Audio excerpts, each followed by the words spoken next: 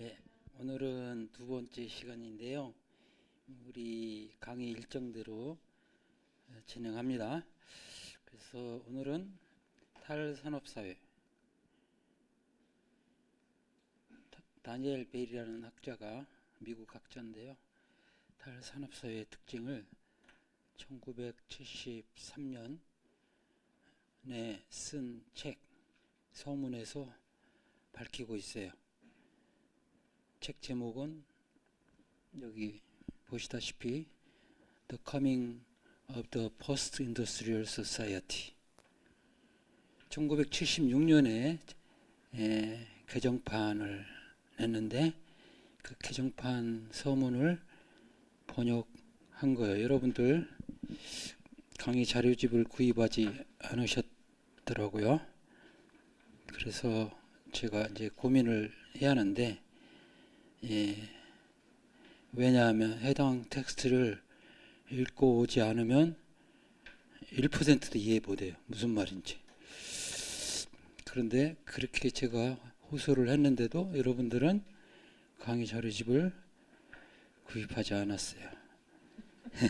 이화에 대해서 이 교양 과목으로 20년 정도 제가 매 학기, 그러니까 40학기를 강의했는데 17개 학부에서 학생들이 수강했어요. 많이 들을 때는 200명으로 두 반, 분반을 해서 그렇게 그래서 그러면 200부를 다 인쇄해서 이걸 구입을 했죠.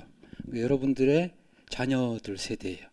1학년들이 제일 많이 들었어요. 2학년, 3학년, 4학년 다 섞어서 들었는데 그래서 자 지난 1강에서는 그 전체를 다시 아울렀어요. 이게 1년 전에 현대란 무엇인가 강의를 했었는데 그 현대, 탈현대, 오늘날 이렇게 세 파트로 나눠서 설명을 드렸고 프레젠테이션 자료는 올려놨어요. 자, 오늘은 탈산업사회 도래 이제 도대체 탈산업사회란 무엇인가? 이게 이제 포스트 모더니즘과 연관이 되거든요. 벌써 1973년에 다니엘 벨이 이 말을 썼는데 포스트 인더스트리얼 소사이어티라는 것을 근데 한 3, 4년 전에 프랑스 학자 알랭 투랭이라는 사람이 탈산업사회라는 용어를 처음 사용했어요. 알랭 투랭. 근데 3, 4년 뒤에 다니엘 벨이 더 이거를 대중적으로 띄웠죠. 이 뒤에 탈산업사회 개념이 인구에 회자되기 시작했어요. 그리고 여기서는 어떻게 보면 탈산업사회 도래, 이제 그 당시는 지금 움트고 있는, 막 지금 생겨나는 그 사회죠. 이 탈산업사회라고 이제 명명을 했어요. 그것이 이제 점점 더 이제 확산되기 시작하고 이게 포스트 모더니즘과도 연관이 됩니다. 그래서 한번 오늘 그 특징들을 짚어볼 텐데 저희 친절한 강의록에 다 설명되어 있어요. 그래서 강의 자료집에는 그새 나온 번역본에서 취했고요. 여기는 제가 번역한 거예요. 지금 강의록에 드리는 것.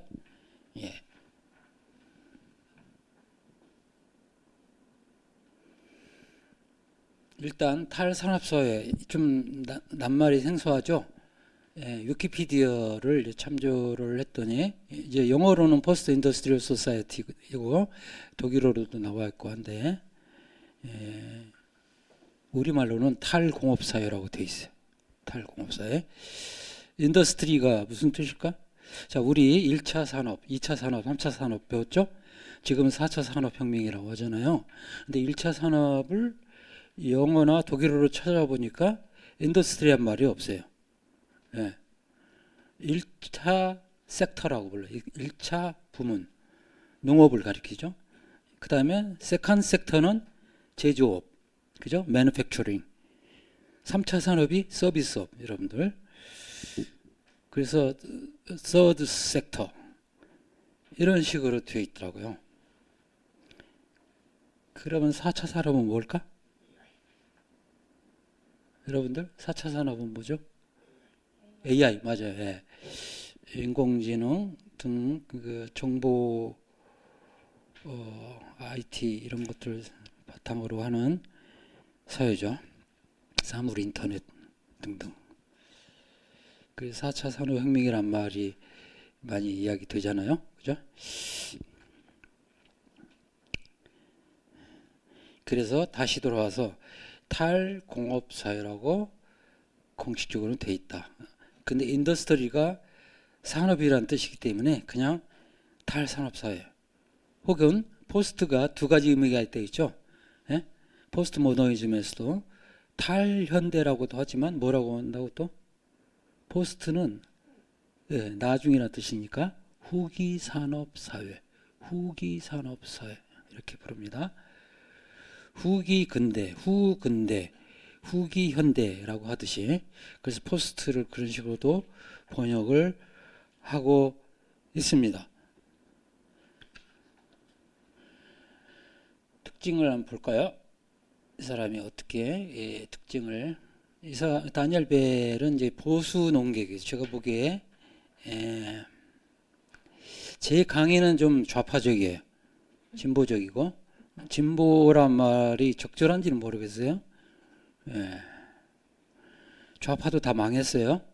그래서 망하고 나서 1989년인가 그때 현실사회주의가 붕괴할 때 이런 책이나 논문이나 그런 아니면 사람들이 하는 말이 있어요. What's left? 그게 뭐예요? 무엇이 남았는가? 또 다른 뜻은 무엇이 좌파인가? What's left? 그렇습니다. 다니엘 벨은 보수 농객, 이 사람의 자본주의 문화적 모습이라는 책도 있어요. 이것도 흥미롭게 읽었는데 막수주의적인 그런 그 분위기는 느끼지 못했어요. 알아보니까 보수 농객이다. 우리나라 보수는 뭐죠? 친기업, 그죠? 기득권자, 가진 자, 보르주아 편이란 뜻이죠. 그래서 모더니즘 강의 작년에 강의했을 때도 여러분들 기억나는지 모르겠다. 이 부르주아 모더니티가 있고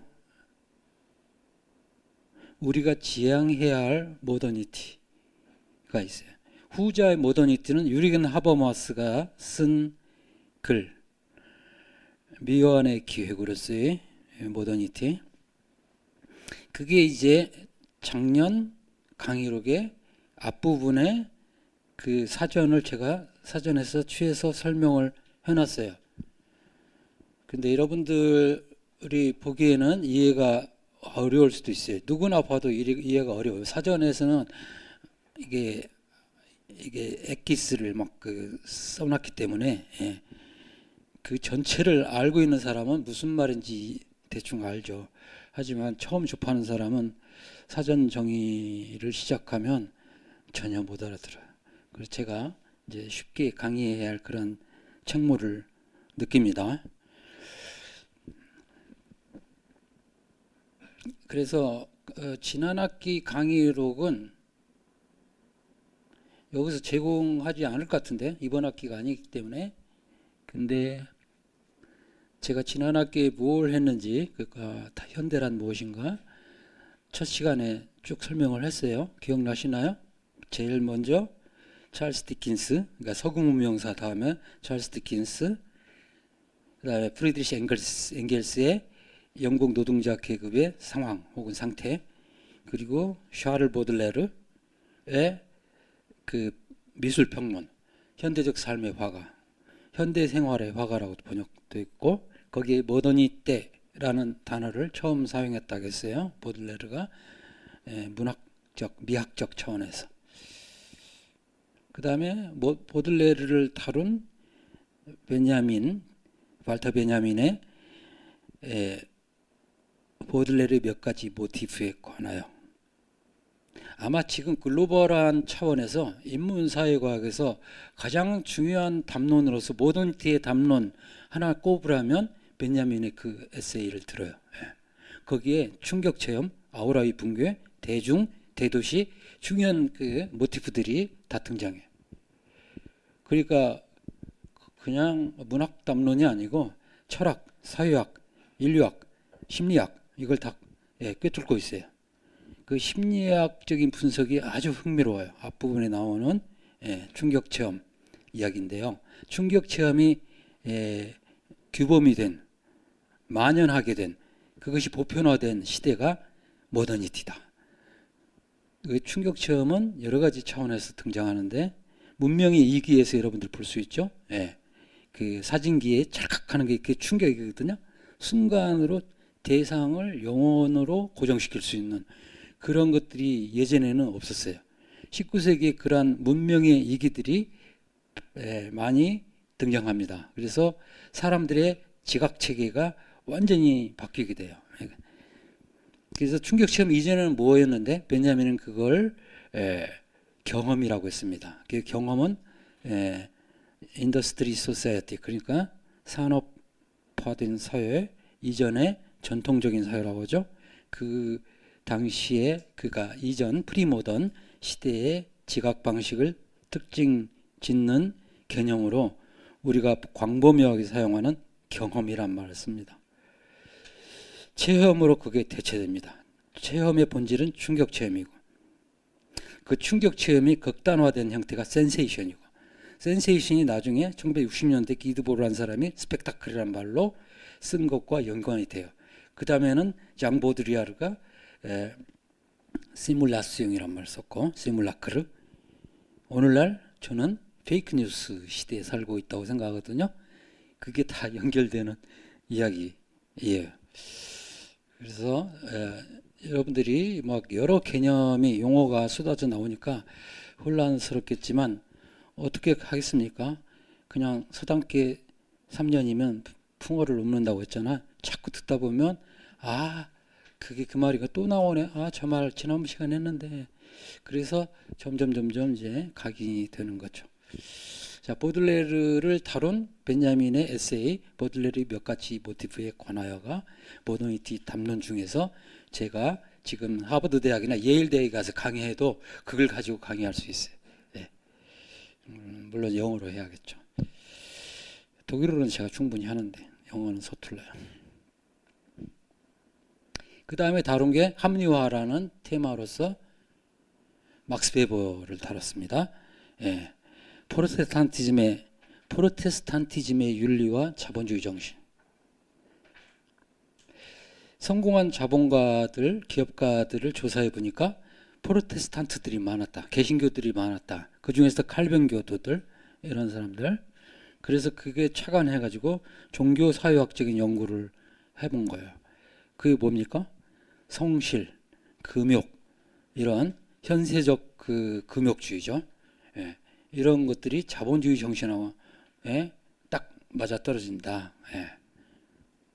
그래서 우리나라의 경우는 유교 자본주의도 제가 살짝 언급했었습니다. 그게 합리화예요. 합리적으로 자 보세요. 자본주의가 움직이려면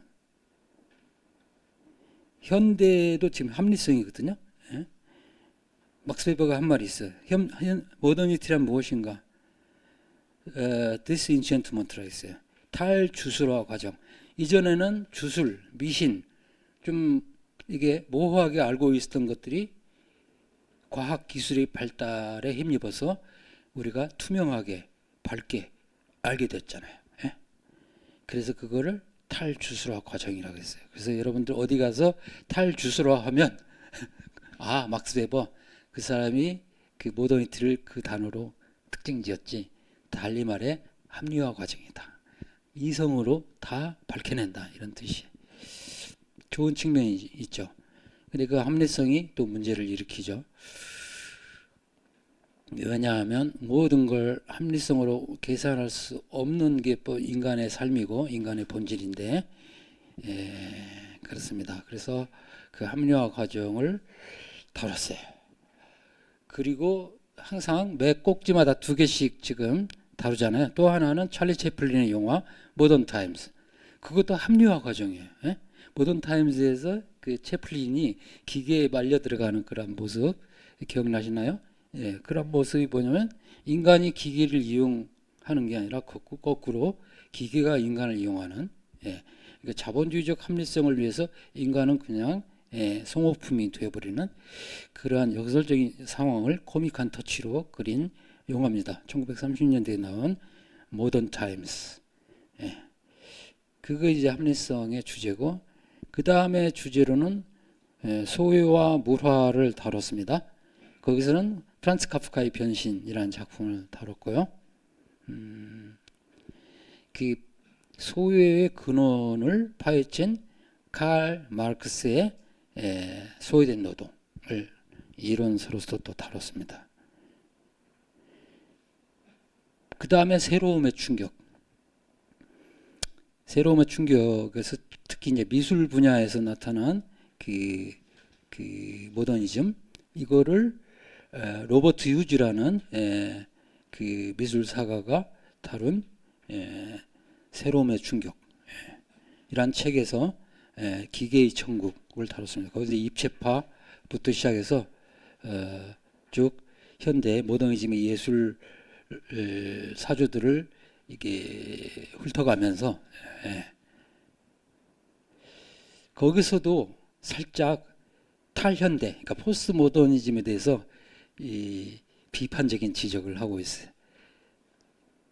이게 참 중요하다면 중요한 건데 뭐냐면 모더니즘 예술가 작가들은 뭔가 지금 진행되고 있는 모더니티, 근대화 과정, 모더나이제이션에 대해서 비판적 시각을 갖고 있었어요. 작가 카프카가 변신해서 왜곡된 그 모습으로 벌레로 변한 주인공을 그린 것만 해도 거기서도 드러나죠.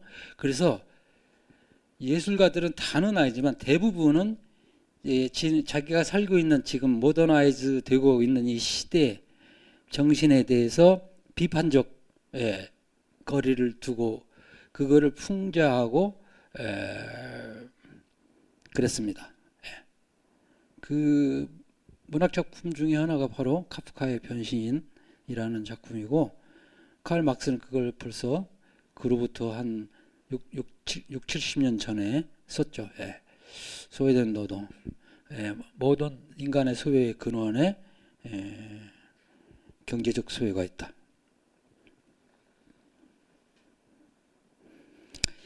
그래서 이제 새로움의 충격에서 휴즈 다음에 뭘 다루냐면 다시 베냐민의 기술복제 시대 예술 작품, 영화에 대한 이론이면서 현대의 시각 이론이라고 할 수 있는데 그것도 빵빵한 텍스트입니다. 매체 이론의 제 첫 번째 그 논문으로 다뤄지곤 합니다. 지금도. 이것들을 이제 모던 현대란 무엇인가에서 다뤘어요. 자, 이번 학기에 다룰 것도 제가 소개를 해드렸어요. 휙 지나가는데 제가 PPT 자료 올려놨으니까 다시 한번 쭉 훑어보면 무슨 말인지 대충 이해가 될 텐데요. 자, 첫 번째 타자가 바로 다니엘 벨. 그래서 이 사람이 탈공업사회 또는 탈산업사회를 어떻게 묘사하고 있는가, 그걸 이제 들여다 봅니다. 서문에서 이렇게 쓰고 있어요. 산업사회가 지금 보이죠? 텍스트에도 나와 있어요. 경제의 농업 부분을 없애지 않았듯이 후기 산업사회가 산업사회를 대체하지는 않는다. 우리 뭐 이해할 수 있죠. 여러분들 지금 4차 산업혁명 시대에도 농업을 필요로 합니까? 당연히 필요로 하죠. 우리가 먹는 쌀, 이거 밀 이런 거 어디서 나옵니까? 1차 산업에서 나오죠. 그래서 완전히 대체하지는 않는다. 양피지에 쓴 글처럼 아주 특이한 표현을 쓰는데요. 중세 때 사람들이 이 종이가 없거나 부족해서 양피지를 쓴 거예요. 양의 그 가죽, 그걸 이제 종이처럼 만들어서, 그리고서 그걸 다른 글을 쓸 때는 그걸 지우고 그 위에다 써요. 그럼 어떻게 됩니까? 이전에 쓴 것들이 희미하게 비쳐요, 안에. 그래서 그 메타포를 기억해 두시기 바랍니다. 양피지에 쓴 글씨, 그거는 지웠다가 다시 쓰기. 지웠다 다시 쓰기. 이게 포스트 모더니즘과도 연관돼요. 포스트 모더니즘은 새로운 걸 만드는 게 아니라 기존에 있었던 것을 계속해서 패러디하고 파스티쉬하고 하면서 변형시키고 하면서 원작의 흔적이 없어져 버리는 거죠. 중요하지 않은 거죠. 그렇지만 흔적은 또 남아있고 좀 그러한, 그래서 양피지에 쓴 글, 이게 무슨 의미인지 한번 기억을 해 두시면 좋을 것 같아요. 양피지? 이게 무슨 말이야? 아, 거기에 덧대고 계속 더 씌워진다. 그래서 이제 다니엘 벨 같은 경우는 뭐라고 썼습니까? 새로운 발달은 어떤 부분은 지우고 사회 전체의 조직을 두텁게 만들면서 이전에 남아있던 층들 위에 덧씌운다. 그러므로 이 책에서 독자 여러분을 자세한 논의로 이끌기 전에 후기 산업사회의 몇 가지 새로운 차원을 조명하는 것이 유용할 것이다 하면서 이제 후기 산업사회의 몇 가지 차원, 특징, 양상을 지금부터 서술하겠다는 거예요. 이게 짤막한 글이지만 이해하셨어요? 이거 명심하셔야 돼요. 후기 산업사회가 산업사회를 대체하지 않는다. 우리는 오늘날 지금 SNS 시대에 살고 있죠. 근데 종이책을 대체했어요? 아니죠. 종이책의 장점이 오히려 더 부각되기도 해요. 영화의 시대에 그 책 읽기가 사라졌나요? 아니잖아요. 그래서 책도 읽고 영상도 감상하고, 사실 이야기도 한 것 같은데 영화를 제대로 보려면 그 영화의 원작이었던 문학작품을 함께 읽어야 돼요. 그럼 두 작품이에요. 그게 대체한 거다? 아니죠. 대체한 게 아닙니다. 여러분들은 지금 강의 자료집을 구입하지 않았는데 이 강의로 대체하려고 하는 거예요. 자, 첫 번째 특징을 한번 보죠. 이론적 지식의 중요성. 제가 제목은 이게 제가 단 거예요. 모든 사회는 지식의 기초 위에 존재해 왔다. 맞는 말이죠. 그러나 이론적 지식과 재료과학의 체계가 기술 혁신의 토대가 되는 식으로 변화한 것은 역사상 유례가 없는 일이다. 굉장히 강력한 태지죠. 과거의 지식하고 지금 여기서 말하는 이론적 지식, 재료과학, 이게 다르다는 뜻인데,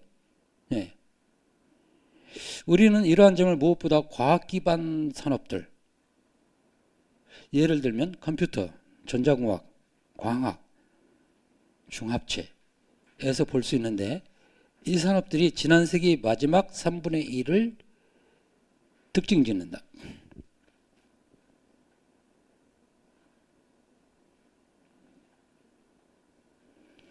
이론적 지식의 중요성, 아직 뭔지는 모르겠지만 이게 굉장히 중요해진 것이 탈산업사회, 탈공업사회의 특징이다. 결론을 미리 말씀드리면 이 사람 탈산업사회의 특징이 별거 아니고요. 두 가지로 요약할 수 있어요. 하나는 지식기반 사회, 여기만은, 아니면 정보화 사회. 지식이 중요해졌다. 그것도 이론적 지식이. 이제는 그 육체 노동을 투입해서 재화를 생산하는 그러한 것 가지고는 부족하다. 그런 사람을 여전히 필요로 하죠. 그 사람들이 바탕에 있죠, 물론. 하지만 뭐랄까 보상을 별로 못 받죠. 더 중요한 것은 지식, 정보, 증권 시세 이런 것들, 부동산 시세. 이건 이런 게 지식이에요. 어떻게 변할 것인가? 앞으로 부동산이 어떻게 아니 뭐 여러 가지 정치적으로도 쓰죠. 통계학 같은 거. 그래서 통계가 중요해집니다. 통계가 예측할 수 있어요. 지금 기후위기 시대도 그렇잖아요. 기후위기 시대도 그렇고 계속 제가 접하는 뉴스가 그런 거예요. 예측하는 거, 예측 가능성. 왜? 피해를 줄이기 위해서. 그러니까 다가오는 걸 막을 수는 없지만 그걸 미리 알면 대처할 수 있다. 이런 것들이 지금 각광을 받고 있어요. 도처에서 새로운 그 제품들, 기술들이 막 탄생하고 있어요, 지금.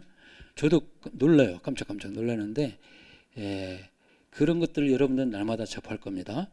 그렇다면 이 탈산업사회가 한 단계 더 발전했다고 볼 수 있죠.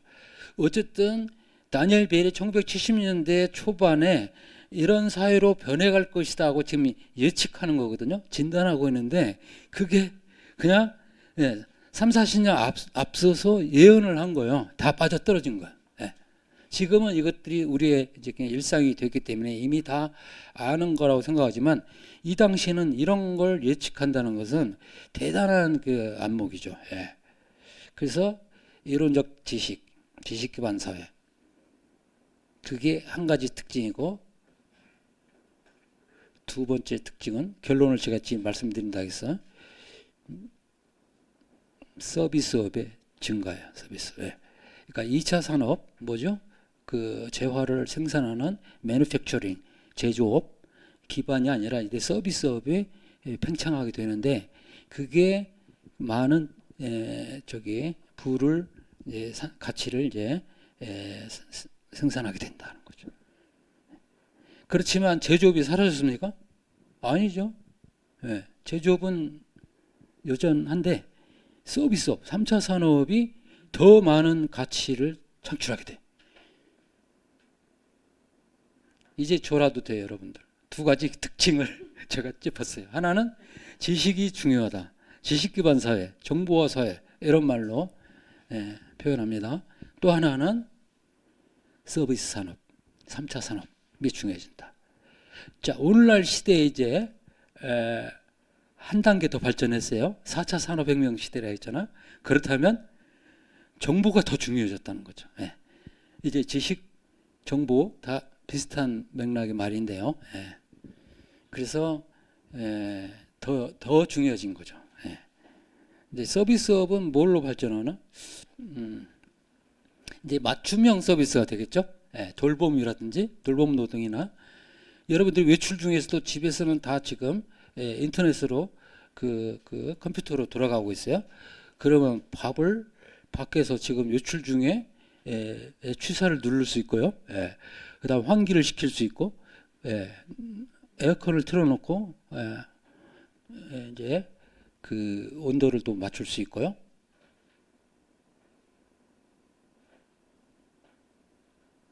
모든 게 복제 가능해졌는데 이거 제 개인적인 의문이거든요. 향기를 복제할 수 있어요? 국화꽃 향기, 장미꽃 향기를 충분히 가능하겠죠.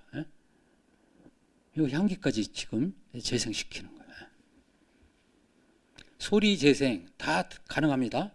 문자 모든 게 다 복사할 수 있는데 심지어 3D 프린트 있잖아요, 그죠? 입체적인 것도 다 그 복제할 수 있어요.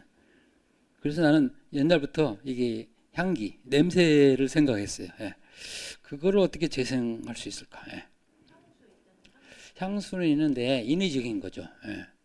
아무래도. 근데 이제 점점 발전을 하면 자연과 인위가 구별이 안 되는 그런 상태로까지 발전하겠죠. 여러분들 유기농을 좋아하잖아. 왜 유기농을 좋아해요? 유기농 아닌 것들은 몸에 해로운 게 많이 있기 때문에 그런 거 아니에요? 그죠? 유기농. 이게 점점 더 이제 사람들이 관심을 갖게 될 거예요.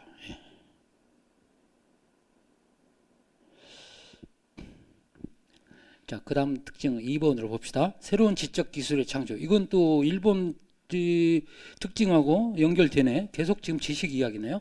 모든 사회는 컴퓨터 선형 교육법, 마르코프 과정, 확률 과정 등등에 기초한 새로운 수학적 경제적 기술을 통해 우리는 경제 문제, 엔지니어링 문제, 더 나아가 사회 문제에 대해 보다 더 효율적이고 합리적인 해답을 도표하기 위해 모델링, 시뮬레이션, 기타 시스템 분석 도구들 및 결정 이론을 이용할 수 있게 된다. 연결되는 이야기죠. 지적 기술이 계속해서 지금 발명되고 우리 삶을 바꾸고 있다는 거죠. 한 기계의 예를 들게 제가 고등학교 동창이 카이스트 교수였다가 은퇴해가지고 개인 그 기업을 운영하고 있는데요. 글로벌 기업이에요. 근데 독특한 기계를 만드는데 뭐냐면 오염도 측정하는 기계예요. 그런데 시간이 중요하대요. 예. 어떤 게 지하수를 퍼 왔는데 사우디아라비아에서 이게 음용하기에 적절한가 아닌가를 그 검사해야 하잖아요. 그걸 10초 안에 검사한대. 기계에 딱 놓고 시료를 딱 집어넣으면 그 오염도가 다 측정돼가지고 쫙 도표로 나온다는 거. 예. 한 대당 몇십만 원이었던 것 같아요. 예. 이거를 그 직원이 몇 명인지 모르지만 한 2, 30명 되는 것 같아요. 예. 대덕 연구단지에서 그 기업체를 운영하고 있어. 그러니까 그런 기계들이 이제 계속 나온다는 거죠. 예. 계속. 그래서 나는 이 과학기술 발달은 일단은 중립적인 시각에서 볼 필요가 있는데요. 일단은 이게 긍정적인 측면을 우리가 놓쳐서는 안 될 것 같아요. 근데 이게 이제 발달하다 보면 이제 그 부작용들이 나타나죠. 그죠? 예. 여러분들을 지금 컴퓨터로 다 읽어낸다. 얼굴을 인식한다. 이 여기에 대해 이제 반대하는 영화들도 나오잖아요. 그죠? 예. 얼굴이 인식되는데 성차별, 인종차별을 한다든지 예. 그런 것들이 생겨나고 지금 AI에서도 그렇잖아요. AI에서 준 답변들이 굉장히 성차별적이다. 왜냐하면 AI는 지가 창조하는 게 아니라 인간이 쌓아놓은 지식을 먹이로 줘야만 그걸 가지고 조합해서 그럴싸한 답을 내놓잖아요. 성차별, 인종차별이 들어있어서 그 바이어스를 어떻게 줄일 것인가 고민하고 있죠. 이미 문제가 터져 나오고 있어요. 예. 그래서 지금 영화 제목은 생각 안 나는데 그 얼굴을 인식하는 그 프로그램 그게 문제점을 그 고발한 영화예요. 거기서 벌써 이게 그런 인종차별이 생겨나니까 그렇습니다. 저도 이 그 과학 용어들을 다 몰라요. 그래서 막 열심히 찾아봤거든요. 예. 마르코프 과정 같은 건 확률 과정의 일종인 것 같아요. 예. 대단합니다. 이런 것들이 지금 생겨나고 있어요. 자, 여전히 시식약이네요. 3번 특징입니다. 사회에서 가장 빠르게 성장하고 있는 그룹은 기술계급과 전문계급이다. 미국에서는 관리자, 매니저를 포함하여 이러한 그룹들이 1975년 800만 노동인구 중 26.5%를 차지했다. 2000년에는 이 기술계급과 전문계급이 단일 그룹으로서 가장 큰 그룹이 될 것이다. 이미 실현됐죠. 네.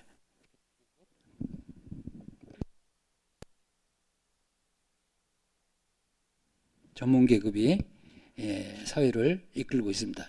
엘리트 계급이라고 할 수 있죠. 엘리트 계급. 교수는 뭘까요? 전문계급일까? 아직은 전문계급으로 취급되는데요. AI가 대체할지도 몰라요. 좀 지나면. 의사들, 변호사들. 물론 의사들 뒤에 그 정밀한 수술 같은 건 의사가 필수고 필요하겠지만 초기 진단이나 이런 것들은 그래서 그런 사람들도 약간 유혹감을 느끼지 않을까? 변호사들도 법률 자문을 아주 그럴듯하게 정확하게 해주는 거예요. 사람보다도 정확하게 진단해주고 처방을 내주고 그러면 1차 진료에서 이미 해결이 되는 거예요. 이 사회가 이미 실현이 됐습니다. 그 다음으로 넘어갈게. 오늘날 이게 지금 다니엘 벨이라는 이 작가가 그 표본으로 삼는 사회는 미국이에요. 아무 문화나 국가에 이걸 적용할 수 없어요. 물론 다른 나라들도 이제 미국을 따라가게 되는데 여기서 지금 언급하고 있는 건 미국입니다. 오늘날 미국에서는 100명당 65명 이상이 서비스업에 종사하고 있다. 1980년까지는 이 수치가 100명당 70명에 이를 것이다. 여기서 오늘날이라는 것은 1970년대죠. 근데 조금 지나면 10년 지나면 70명에 이를 것이다. 광대한 서비스 분야는 모든 사회에 존재하고 있다. 공업화 이전의 사회에서는 이 서비스업이 주로 가족 단위로 이루어졌었다. 영국에서는 서비스업이 1870년대까지 가장 커다란 비중을 차지하는 단일 계급이었다. 산업사회에서는 서비스는 운수업, 금융업과 같이 재화 생산을 보조하는 것과 개인 서비스를 일컬었다. 자, 보세요. 서비스업은 예전부터 있어 왔어요. 그래서 영국 같은 경우 지금 산업화 시대에 가장 큰 비중을 차지했대요. 그런데 주로 가족 단위로 이루어졌대요. 근데 산업사회에서는 이제 그 뒤에 사회에서는 어떻게 됐습니까? 운수업, 금융업, 여러분들 그거 다 필수적인 것들이죠. 그죠? 어디 이동하려면 교통을, 대중교통 이용해야 하잖아요. 택시라든지, 금융업, 은행 같은 거.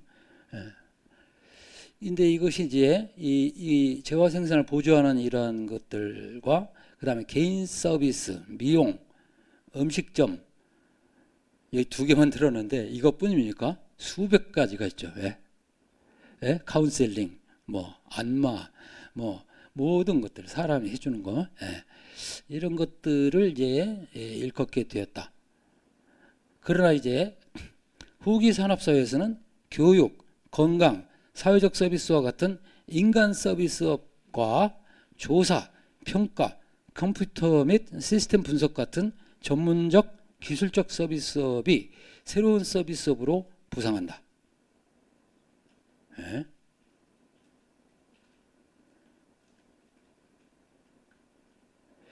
이거 옛날에도 교육은 있었죠.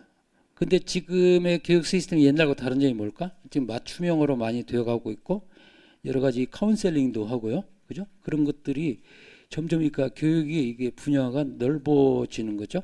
그다음에 평생교육이라고 있잖아요. 여러분들 지금 받고 있는 교육이 평생교육이에요. 평생교육. 독일어로는 그 계속교육이라고 합니다. 와이터빌딩. 계속교육. 그러니까 인간은 태어나서 죽을 때까지 계속 배우는 거예요. 왜냐하면 사회가 변하니까 지식도 변해요. 그걸 따라잡아야 돼요. 그리고 그게 유용해요. 그렇지 않으면 계속 뒤처지게 되고 그러면 결국 사회에서 소외되죠. 그래서 인간 서비스업, 인간 서비스업. 저도 엊그저께 어깨가 요새 아파서 가봤더니 뭐 석회화 근염이라 해가지고 처음 들어본 단어인데 도수 치료가 있더라고요. 도수 치료. 그다음에 충격파 치료. 뭐 그다음에 그 치료하면서 서비스를 해줘. 말로 이렇게 설명을 다 해주고요. 의사들은 바빠가지고 설명을 못 해주는데 그 간호사, 물리치료사라고 하더라고요. 물리치료사한테 다 설명을 듣고요. 여러 가지 정보를 얻게 됩니다. 그래서 인간 서비스업이 팽창해요. 팽창해. 이게 긍정적인 지금 현상이죠. 그 다음에 요새 그 심리치료 같은 거 있잖아요. 사실 심리치료를 받을 수 있다? 좋은 일이죠. 근데 심리치료를 필요로 하는 사람들이 많아진 사회가 또 오늘날의 사회. 경쟁, 소외, 물화 이런 데 치여가지고 사람들이 병이 많이 나오고 있어요. 나중에 우리 저기 그 살만 루시디 짤막한 단편에서 다룰 텐데요. 큰일 났네. 여러분들 그 자료가 없어가지고 읽고 와야 하는데요. 한 5페이지밖에 안 되는 단편인데요. 그냥 정보가 다 들어있거든요. 근데 여기 제가 실지는 안 했어요. 봐서 이거를 스캔해서 올려야 할지도 모르겠네. 가만 생각하니까 또 스캔해봤자 읽지도 않고 종이책도 읽지도 않고 산다는 거? 어림도 없죠. 절대 사지 않지. 그러면 어디서? 여기서 강의로 불어주세요. 예? 예, 사셨네. 3권밖에 주문 안 했대요. 사람들이. 지금 이야기를 미리 하는데 그러니까 책을 가지고 사놓고서 그냥 꽂아두면 안 되고 처음에 오늘 받았구나. 거기 어디냐면요. 살만 루시디. 네, 루시디. 아마 5번째, 6번째 있을 거예요. 상품화. 살만 루시디의 그 루비구드 경매장에서 있어요? 그거 짤막한데 정말 짭짤한 텍스트예요. 짤막한데요. 지금 살아 계세요. 영국 작가인데 인도 bombe이 출신이고요. 사형 선고도 받았었고요. 왜냐하면 그 코란을 모욕하는 그런 책을 썼는데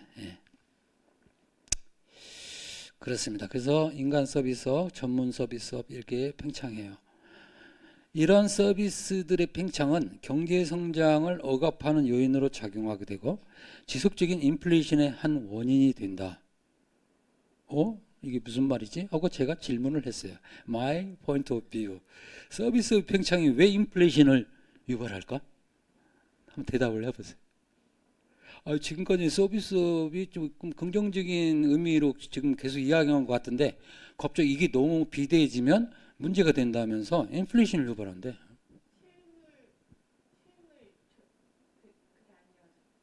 실물이 아니어서?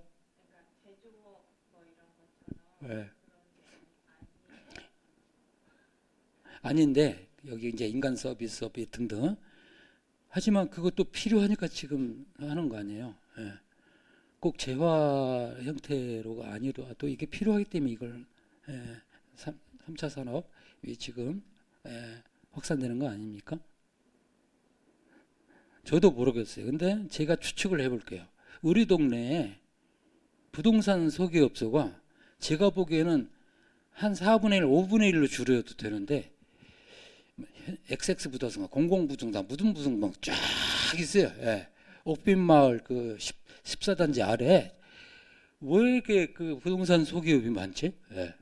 서로 경쟁하고 서로 이게 필요가 없는데 아니면 피자 가게 왜 이렇게 많이 생겼어요? 피자 가게 배달하는데 그 피자 가게 한 2개면 충분한데요. 한 10개 정도 있어요. 우리 동네.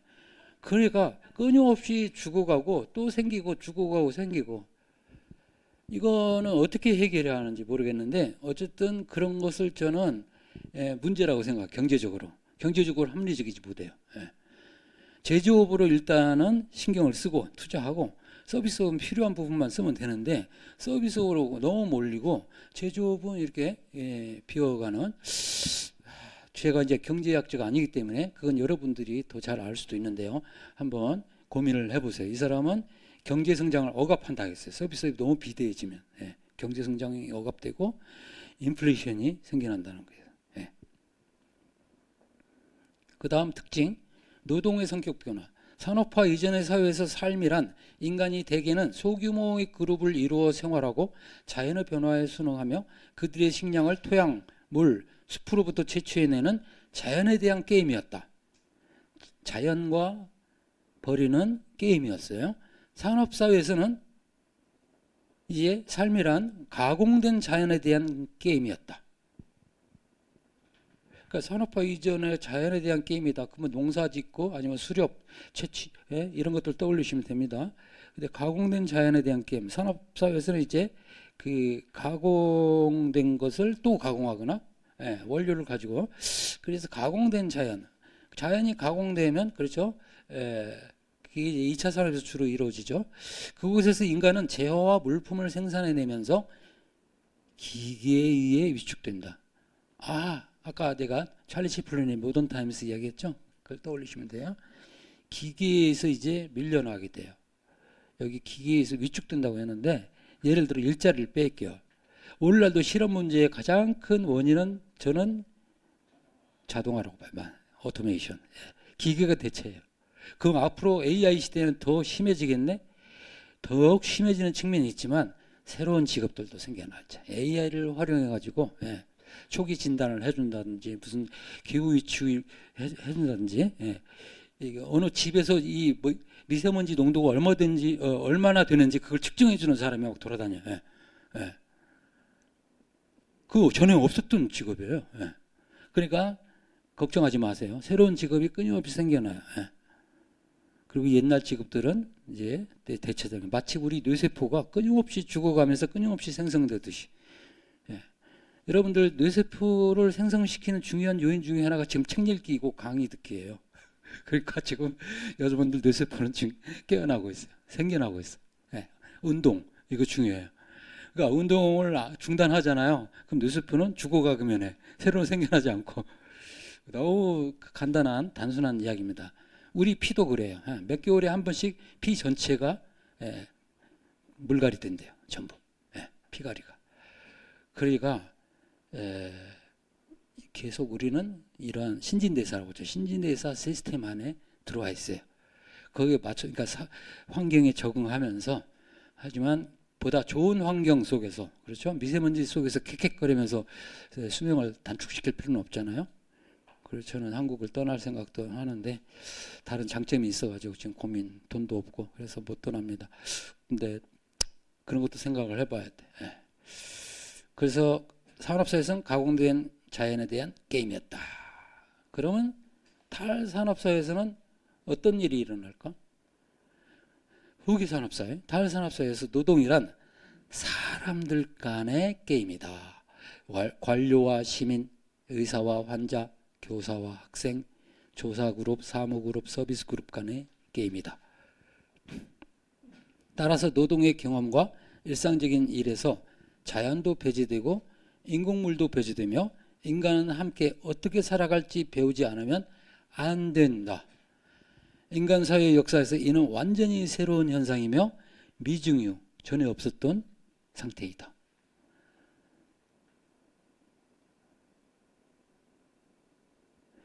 그러니까 휴먼의 요소가 중요해진다는 거예요. 예. 근데 제가 제 의견을 덧붙였어요. 밑에 또 사람들 간의 게임에서 여러 가지 고객 응대 감정 노동, 돌봄 노동, 택배 노동 등은 충분히 보상받지 못하고 저평가되고 있다. 왜 그럴까? 우리나라만이 아니야. 전 세계적으로. 예. 코로나 시대에 이게 또 불거졌어요. 돌봄 노동에 예, 제대로 평가받지 못해요. 제 누님도 누나도 간호사고 여동생도 간호조무사예요. 보면 얼마 받냐고 내가 페이를 물어보면 이게 좀 안타깝더라고요. 예. 그 노동하는 양에 비하면 충분히 보상을 받지 못하는 것 같아요. 제가 독일에서 10년 살아봤는데요. 사람값이 이렇게 비싼 걸 몰랐어요. 거기서. 우리는 그냥 AS 부르면 오잖아요. 거기를 한 번 오는데 갑자기 막 그 10배가 돼요. 그래서 내가 스스로 설치하고 제작하고 고치고 해야 돼요. 그렇기 때문에 어지간한 집안 가구들은 원재료를 파는 바우하우스 같은 그 시장이 있어요. 거기 가서 못부터 시작해서 송판따기까지 저는 샀어요. 왜냐하면 사람을 그 목공 그 전문가들 부르잖아요. 그러면 감당할 수 없어요. 감당할 수 없어요. 여러분들이 한 달치 봉급이 그대로 나갈 거예요. 그러니까 사람값이 비싸구나. 그럼 우리나라는 그보다는 한창 아래 단가라는 거예요. 앞으로는 점점 비싸질 거예요. 근데 여전히 지금 돌봄노동 이런 것들이 감정노동이란 말 들어봤죠? 예? 그 전화 받고 그 막 욕지거리 들어가면서 막 그 응대하는 주로 여성들이 하죠. 예, 여성들이. 이들이 이거를 지금 스트레스를 많이 받으면서 살잖아요. 근데 이들이 이제 이들을 어떻게 보상하고 보호할 것인가. 이게 사회적 화두인데 여전히 뒷전으로 밀려나고 있죠. 독일에서도 그 유치원생들, 보모들 있잖아요. 그렇게 보수가 높지 않아요. 다른 직업에 비해서. 근데 우리나라에 비하면 서너 배 되죠. 서너 배. 교수도 제가 받은 봉급의 2배 이상이 돼요. 일본도 그렇게 비싸요. 그러니까 선진국일수록 그게 사람의 수가가 비싸요. 예. 아마 교수 봉급은 중국은 우리보다 훨씬 아래요. 예. 못 받아요. 근데 우리는 대접을 받죠. 저는 이제 교수로 28년 봉직하면서 늘 그런 생각을 했어요. 제가 지금 하는 노동에 대한 정당한 보수를 내가 받고 있는 것인가. 근데 분명한 것은 과도하게 받고 있다. 그래서 교수란 하늘이 내린 직업이다. 얼마 전까지만 해도 교사, 공무원으로 막 몰렸잖아요. 예. 난 처음에 몰랐어요. 연금이 나오잖아요, 나중에. 연금 나오는 데가 많지 않잖아요. 예. 와, 그래서 사람들이 몰리는구나. 처음에는 난 몰랐어요, 내가. 왜 이렇게 교사 그런 거 좋아하지? 그 힘들 텐데. 공무원 그 지루할 텐데. 근데 나중에 생활이 보장되는 거야. 그래서 여러분들 심각하게 생각하셔야 돼요. 여러분들 자녀들 보면 모르겠어요. 물론 하고 싶은 일을 하면서 사는 게 좋지만 자아실현 하면서 다른 한편으로 이 노후 생계도 생각해야 하기 때문에 노후 대책. 그래서 여러 가지로 고민을 해봤습니다. 자, 사람들과의 게임인데 제가 지금 질문을 한 것은 그게 왜 등급화되어 있고 이렇게 서열화되어 있는가. 예, 똑같은 사람들 간의 게임인데 예. 심지어 지금 그 전화 서비스 하는 사람들, 여성들은 굉장히 현장에서 말단에서 그냥 그 고통을 받으면서 스트레스 받으면서 하는데 그 위 과장이나 부장들은 어디에 있습니까? 책상에 앉아 있죠, 이렇게. 예? 그 사람들은 응대도 안 해요. 제가 좀 무슨 항의할 일이 있었는데 거기 닻을 못 하더라고. 전달이 안 돼요. 그래서 그 아랫선에서 그냥 끝나버리더라고. 식당에서도 서빙하는 사람하고 막 싸우다 나오잖아요. 무슨 문제가 생겼을 때. 그 지배인, 여기 주인 오라고 해 막 그러잖아, 우리는 또. 예. 근데 주인은 나타나지 않고. 근데 나타나게 하는 방법이 있어요. 예. 그 식당에 치명상을 줄 수 있는 어떤 민원을 제기하면 돼. 근데 제가 그걸 경험했어요. 그런 완전히 달라지더라고요. 이거는 이제 자, 여성의 역할 다 안 읽어도 알겠죠? 노동력에서 여성의 참여율이 꾸준히 상승하고 있다. 파란 글씨로 쓴 거. 그래서 이혼율이 증가하는 데서 이걸 알 수 있다. 우리나라도 지금 그런 과정을 겪고 있다고 생각합니다. 1인 가구 비율 높아지고 여성들의 이혼율이 증가한다. 분명히 줄지는 않았어요. 몇 퍼센트인지 제가 정확히 모르지만 이것이 근데 사회가 발전하는 지표래요. 이게 역설적인 게 어디 있어요? 예? 다시 한번. 여성들의 이혼율이 증가한다는 것은 사회가 지금 탈산업 사회로 발전하고 있다는 징표다. 철학의 빈곤인데 여성으로서는 현상이죠. 예. 그렇죠. 근데 여성들 자신은 생각이 좀 다를 것 같아. 나는 자유를 얻었다. 예. 나는 자아 실현을 하겠다. 누구도 부모님이나 꼰대들의 저기 지시를 안 받고 내 삶을 내가 결정하겠다. 예. 이런 것들이 점점 강화됩니다. 물론 이게 그 민족, 가족과 그게 융화돼야 하거든요. 융화되지 못하면 결국은 다 뿔뿔이 흩어지는 개인주의로 끝나버리죠. 그래서 지금 출산율이 저조한 것도 그 현상 중에 하나예요. 여기서 저 하나 이혼율이 증가할 뿐만 아니라 아예 결혼을 안 한다. 왜? 손해니까. 그래서 이게 역설적인 현상이 나타납니다. 이거를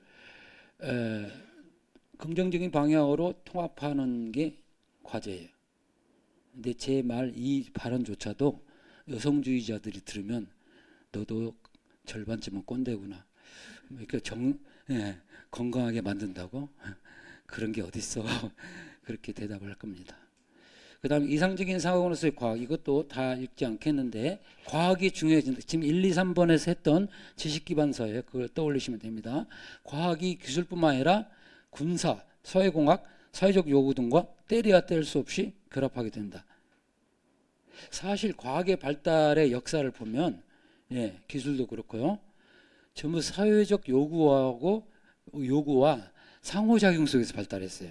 사회가 필요로 하기 때문에 기술이 발전하고요. 기술이 발전하다 보니까 사회적 수요가 생겨나고 이렇게 상호 맞물림 관계였는데 이것의 정도가 더 커졌다, 강해졌다 이렇게 생각하시면 돼요. 그러니까 과학이 과거에도 중요했었는데 오늘날처럼 이렇게 중요하고 사회 변동과 밀접하게 움직이는 시대는 없었다. 이런 뜻입니다. 그 다음에 정치적 구성 단위로서의 위치. 이게 조금 추상적인 말이긴 한데 어렵게 생각하지 않아도 돼요.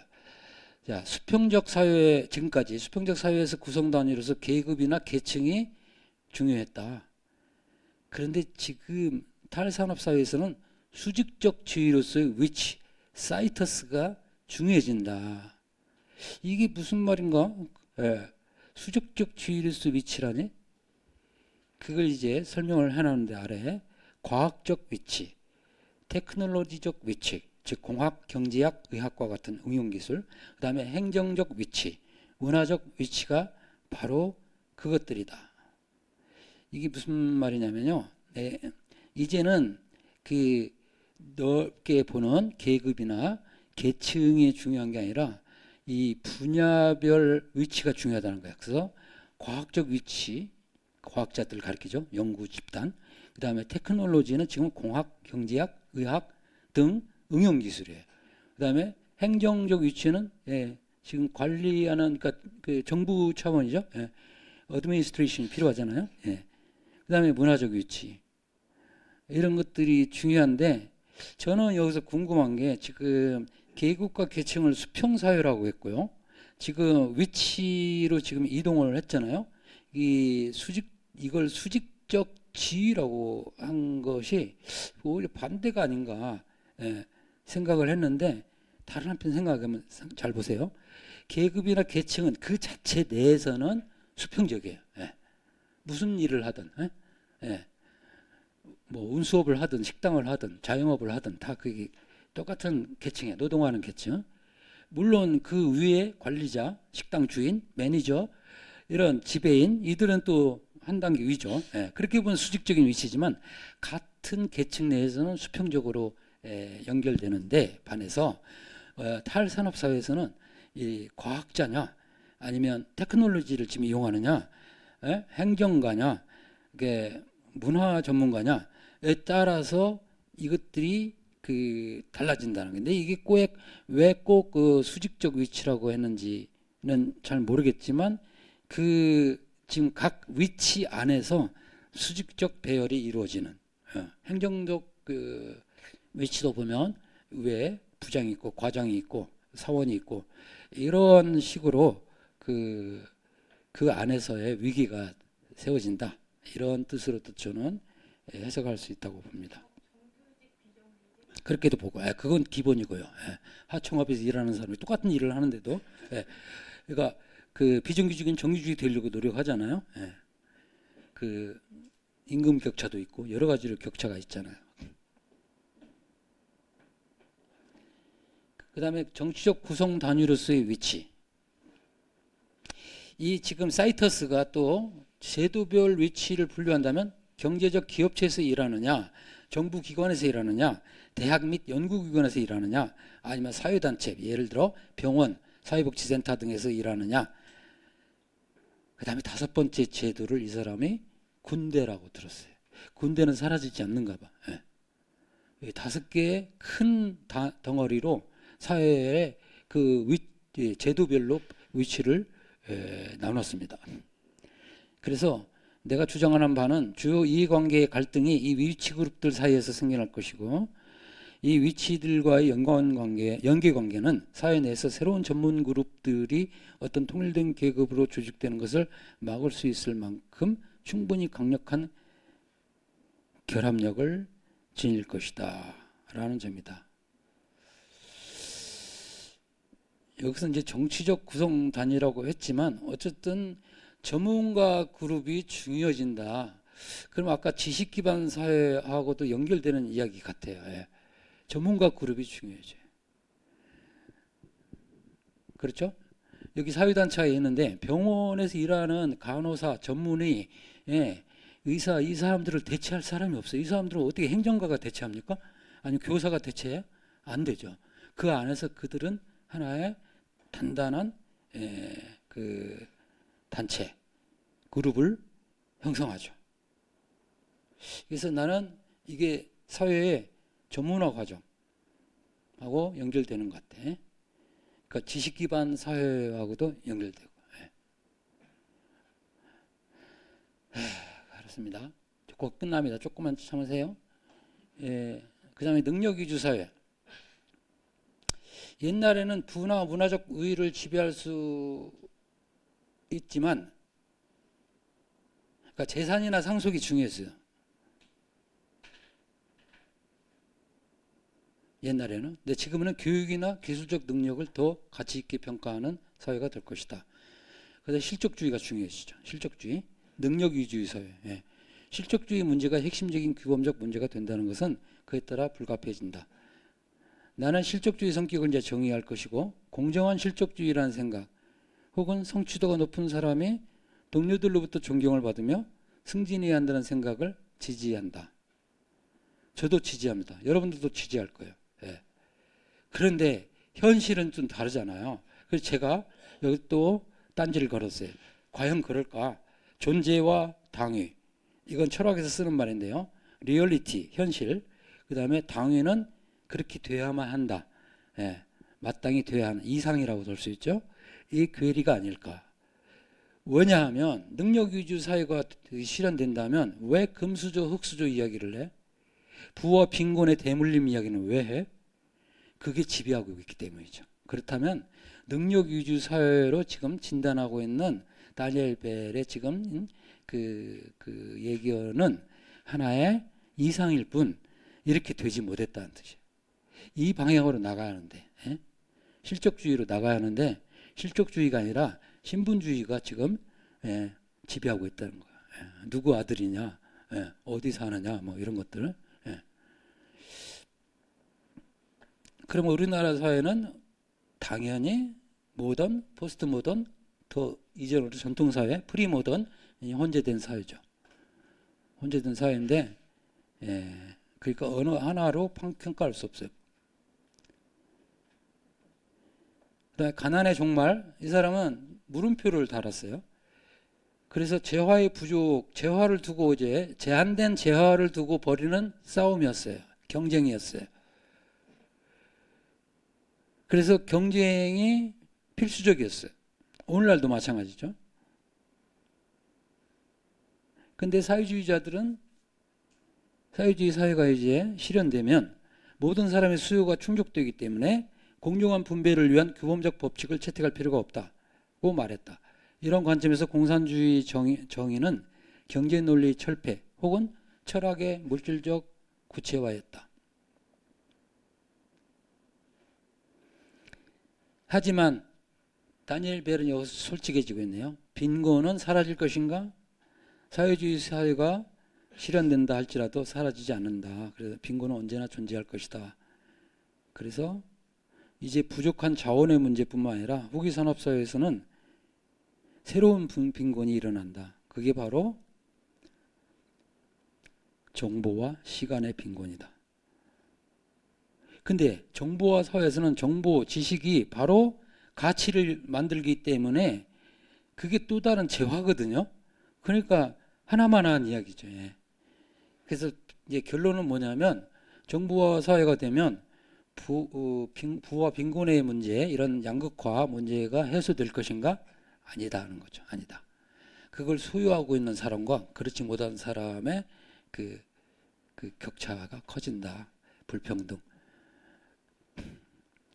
그 텔레크라시란 말 들어보셨습니까? 텔레크라시, 텔레커뮤니케이션 시대에 데모크라시가 이루어질 수 없다는 거죠. 예. 예. 그러니까 정보에 접근할 권리와 능력을 갖추고 있는 사람과 그렇지 못한 사람 사이의 격차, 지금 도시인과 시골에서도 지금 관찰될 수 있죠. 이런 것들이 점점 커지는 거예요. 그래서 여러분들은 나이 들어가는데 젊은이들 따라갈 수 없잖아요. 컴퓨터 능력에서.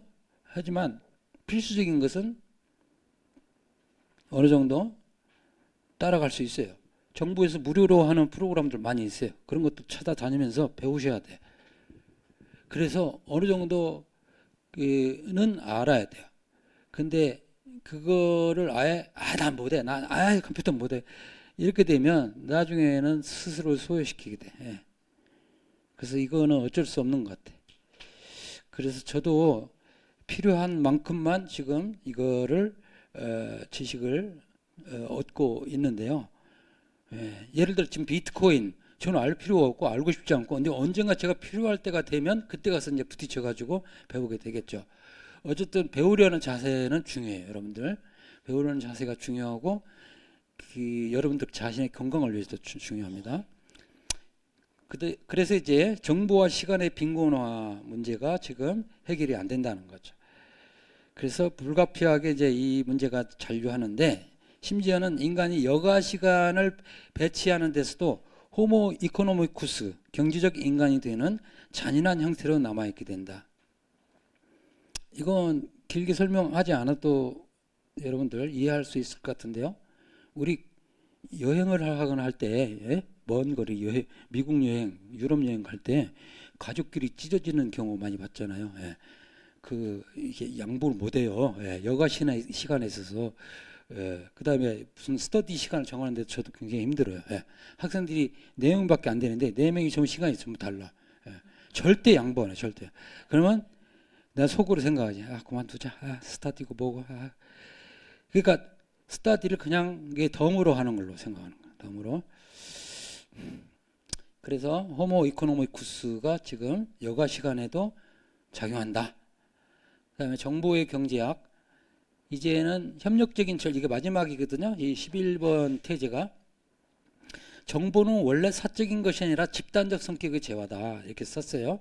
개별 재화의 마케팅에서 생산자 간의 경쟁적 전략이란 기업이 게으르거나 독점적으로 변하지 않도록 하기 때문에 선호된다는 것은 분명하다.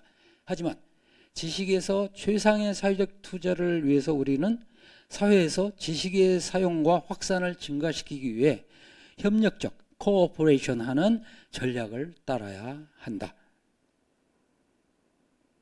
정보에 관한 이러한 새로운 문제는 후기 산업사회에서 이론과 정책에서 경제학자와 정책 결정자들에게 가장 매혹적인 도전이 될 것이다. 제가 첨언하자면 가장 매혹적일 뿐만 아니라 가장 난해한 도전이 될 것이다. 왜냐하면 협력은 안 되거든. 협력하는 거 봤어요? 기후위기, 공동의 위기 앞에서조차 협력 안 하고 있어요. 내지는 고민하고 있어요. 네. 자, 이러한 문제는 이제 복합적으로 생각해야 하는데, 저는 쉽게 이야기하죠. 중국이 옛날부터 아마 지금도 이제 주장을 할 수 있을지 모르겠는데, 옛날 아구멘트가 뭐냐면, 그러니까 기후위기 문제가 불거진 건 어제 오늘이 아니거든요. 오래전부터 이런 온실가스 문제. 그러면 중국의 답변은 뭔지 아세요? 선진산업국들아, 당신네들은 지난 150년, 200년 동안 실컷 다 해먹었잖아. 우리는 후발 산업국으로서 이제 공장 짓고 먼저 먹고 살려고 하는데 석탄 에너지를 쓰면 안 된다고? 굴뚝에서 연기가 나오면 안 된다고? 그러면 우리 죽으란 말이야? 그게 아구멘트였고, 그걸 거절할 반대 아구멘트가 없었어요. 지금은 이제 동참하고 있지만, 아주 단순한 논리였어요. 서양 선진국들 다 해먹었잖아. 우리는 뒤늦게 출발하잖아. 근데 우리 보고 쓰지 말라니. 그러면 어떻게 해야 돼? 해답이 없는 건 아닙니다. 지금 탄소 포집 기술부터 시작해서 재생에너지 기술 이런 것들을 전파해야 돼. 이걸 가리켜서 여러분들 이 개념은 꼭 알아두시면 좋겠어요. 기술 이전이라고 합니다. 테크놀로지 트랜스퍼. 기술 이전을 해줘야 돼. 그러니까 선진국들이 그걸 가지고 기술을 주는 대신에 그 대가를 바라지 말고요. 그냥 줘야 돼. 무상으로. 그래서 그들이 그걸 활용해서 기후위기나 이런 걸 공동으로 대처할 수 있게 도와줘야 한다는 거죠. 지금 아프리카 나라들이 물이 막 지금 오염돼 있고 가뭄이다 뭔가 심각한 식량난이다. 직접적으로 지금 핫한 문제들은 바로 물질적으로 재화로서 도움을 줘야 돼. 하지만 장기적으로 도움을 주면 그게 문제가 돼요. 의존 관계가 생겨가지고 자립성을 해치게 돼요. 그때 교육이 필요하게 돼. 그래서 그들에게 가르치는 사람을 가르쳐 줘야 돼. 그런 식으로 그 개발 원조를 할 때도 테크닉 트랜스퍼, 저는 이게 중요하다고 생각하거든요. 이렇게 해서 공동 전략으로 나가야지 거기에서 우리가 이거 개발했기 때문에 이게 기술 저걸 로열티를 받아야 돼 했다가는 어떻게 그게 협력이란 문제가 지금 여기서 협력적 전략이 되어야 한다는 이상을 지금 다니엘 벨은 이야기하고 있을 뿐이야. 앞에도 그 이상과 그 현실과 당위의 괴리를 제가 지적했잖아요. 여기도 마찬가지예요. 예. 이상적으로 나가자면 경쟁적 전략보다는 협력적 전략을 써야 하는데 현실에서는 경쟁을 계속하고 있다는 거죠. 그렇기 때문에 저는 다니엘 벨의 일부는 동의하면서, 그러니까 큰 틀에서는 동의해요. 뭐냐면 지식 기반 사회로 가고 있다. 지식이 중요해지고 있다. 근데 또 하나는 뭐예요? 서비스업이 지금 팽창하고 있다.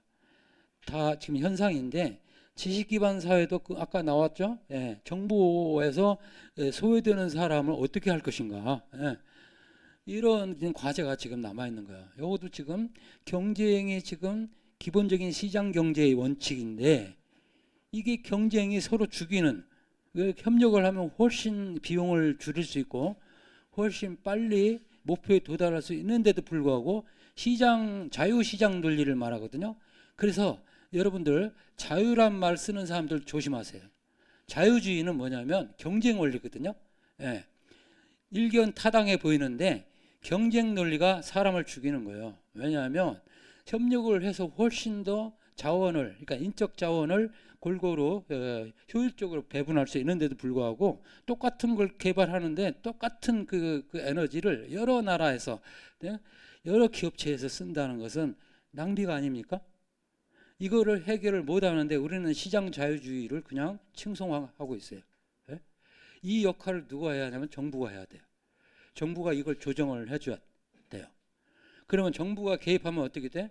이거 사회주의냐? 공산주의냐? 이렇게 돼요. 예. 어느 당이 그걸 이제 그 빨갱이라고 또 이제 종북이라고 이야기할 거라고요. 이게 심각한 문제예요, 지금. 우리가 협력을 해야 하는데 경쟁이 최고인 줄 알아요, 지금. 무한 경쟁의 시대래요. 무한 경쟁에서 공멸하고 있잖아, 지금. 예? 지금 기후위기는 티핑 포인트를 지나고 있어요. 협력을 해도 지금 충분치 못한 판국에 경쟁 논리를 계속 가지고 있으면서 기후위기에 공동으로 대처하지. 트럼프가 한 일이 뭐예요? 탈퇴해버렸잖아요. 예. 예? 석유 쓰려고, 석탄 쓰려고. 자, 그래서 모순이 많습니다. 지금 탈산업사회의 여러 가지 현상들을 지적을 했고 당위도 많이 이야기했어요. 이상적인 방향으로 나가야 한다.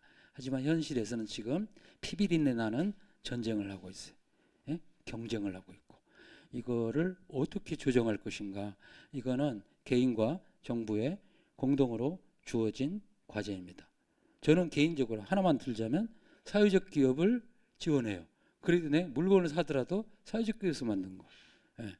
그런 것도 아니면 뭐 이런 이야기를 하자면 또 많이 나오는데 지난 시간에도 이야기했을 거예요. 예. 사회적 기업 말고도 공정무역, 페어 트레이드, 그다음에 윤리적 소비 이 개념들이 많아요. 예. 소액주주 운동. 여러분들이 찾으려면 얼마든지 자본주의 체제 내에서도 이거 자본주의의 모순 이 악을 피해가고 해소시킬 수 있는 전략들은 얼마든지 찾아낼 수 있습니다. 예. 이걸로 중간 휴식 하시고요. 이제 다음 시간에는 영상을 함께 감상하시겠습니다. KBS에서 1992년에 만든 포스트 모더니즘 어떻게 볼 것인가. 그래서 이제 본격적으로 포스트 모던 그 강의로 들어가겠습니다.